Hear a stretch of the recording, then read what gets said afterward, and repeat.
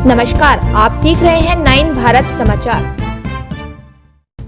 संस्कृति के प्रचार प्रसार एवं उसके सार्वभौमिकरण के लिए प्रदेश के 13 जनपदों में 13 गांवों को संस्कृत गांव किया गया घोषित। सूबे के मुखिया पुष्कर सिंह धामी ने डोईवाला विकासखंड के भोगपुर गांव में पहुंचकर प्रदेश के अन्य 12 जनपदों के गांवों को वर्चुअल माध्यम से संस्कृत गांव घोषित किया। बता दें, आज पूर्व निर्धारित कार्यक्रम के तहत सूबे के मुखिया पुष्कर सिंह धामी 12 बजे डोईवाला विकासखंड के भोगपुर गांव पहुंचे, जहां उन्होंने भोगपुर गांव को संस्कृत गांव घोषित करते हुए प्रदेश के 12 अन्य जनपदों के गांव को वर्चुअल माध्यम से संस्कृत गांव घोषित किया। इस दौरान मुख्यमंत्री पुष्कर सिंह धामी ने उत्तरकाशी में आई आपदा के प्रति संवेदना जताते हुए कहा कि संस्कृति हमारी देव भाषा है। वेद पुराण उपनिषद की रचना संस्कृति में ही हुई है। संस्कृत को आगे बढ़ाने और संस्कृत के प्रचार प्रसार के लिए उत्तराखंड की सरकार तत्पर है। प्रदेश में लगभग 500 स्थान के नाम संस्कृत में चिन्हित कर दिए गए हैं। जल्दी सरकार अन्य स्थानों के नाम चिन्हित करने जा रही है।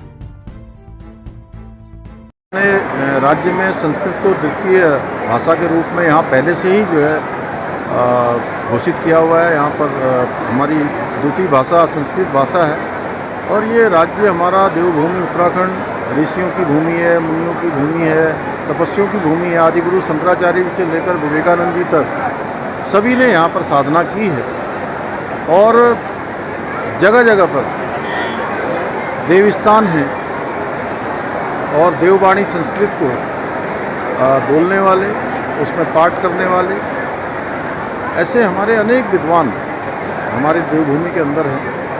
अब ये संस्कृत भाषा हमारी आने वाली पीढ़ियों को भी पीढ़ी दर पीढ़ी आगे बढ़ते रहे, उसके लिए 13 ग्राम 13 जो हमारे जनपद हैं सभी में एक एक संस्कृत ग्राम बनाने का हमने इसकी शुरुआत की है। इसके तहत विद्यालय भी बनाए जाएंगे, अच्छा भवन भी बनाया जाएगा, अच्छा साहित्य भी वहाँ पर उपलब्ध होगा और हमारे जो बच्चे हैं, आने वाली पीढ़ी हैं, वो संस्कृत भाषा में अपनी बोलचाल करेंगे, संवाद करेंगे, अपना कामकाज करेंगे।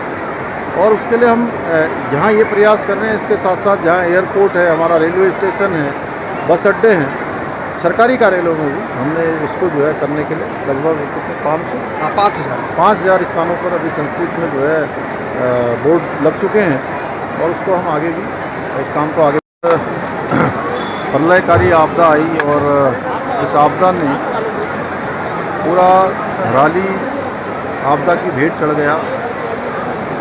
जनहानि हुई है, पशुहानि हुई है और फसलों से लेकर मकान, होटल, होम स्टे सभी प्रकार का बड़ा नुकसान हुआ है। मैं सबसे पहले तो जो लोग इसमें दिवंगत हुए हैं उन सभी को अपनी श्रद्धांजलि देता हूँ, भगवान से प्रार्थना करता हूँ उनको अपने श्री चरणों में स्थान दें और उनके पारिवारिक जनों को जो असमय कष्ट आया है उनको एक कष्ट सहन करने की शक्ति प्रदान करें। हम ऐसे समय में धराली समेत पौड़ी जिले के भी हमारे पौंछी और अन्य गाँवों में वहाँ भी बड़ा नुकसान हुआ है, उत्तराखंड के अन्य स्थानों पर भी हुआ है। उन सभी के लिए हमने कल कहा है कि हम एक अभी तत्काल रूप से सहायता के रूप में 5 लाख रुपए की धनराशि जिनके भी मकान इस आपदा में क्षतिग्रस्त हुए हैं तत्काल उसकी सहायता राशि के रूप में जारी कर रहे हैं। इसके अतिरिक्त एक बड़ा पुनर्वास का राहत का एक काम हो, उनकी व्यवस्थित तरीके से उनका रोजगार से लेकर उनका जो नुकसान हुआ है उसका आकलन करने के लिए सचिव राजस्व की अध्यक्षता में 3 सदस्यीय कमेटी बनाई है। एक हफ्ते में वो कमेटी भी अपनी रिपोर्ट देगी और हम हर क्षण, हर पल और हर प्रकार से उन आपदा पीड़ितों के साथ हैं, उनके परिवारों के साथ हैं, हमारी सारी संवेदनाएं उनके साथ हैं। आज डोईवाला सहित 12 जिलों में